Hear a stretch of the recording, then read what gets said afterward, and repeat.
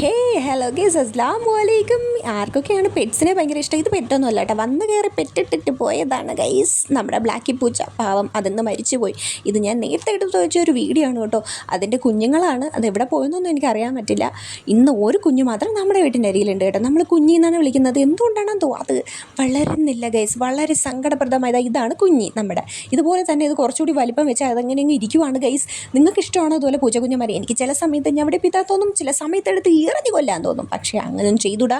മിണ്ടാപ്രാണികളാണ് എന്നുള്ള സഭ്യമര് വലിച്ച് ഞാൻ എന്നെ തന്നെ അടക്കി നിർത്തും ഗൈസ്, അടക്കി നിർത്തും. വീട്ടിനകത്ത് കയറി വന്ന് ഇത് വേണ്ടാതീനം കാണിച്ചാൽ പിന്നെ അടി കൊടുക്കാൻ തോന്നൂലേ ഗൈസ്? തോന്നും.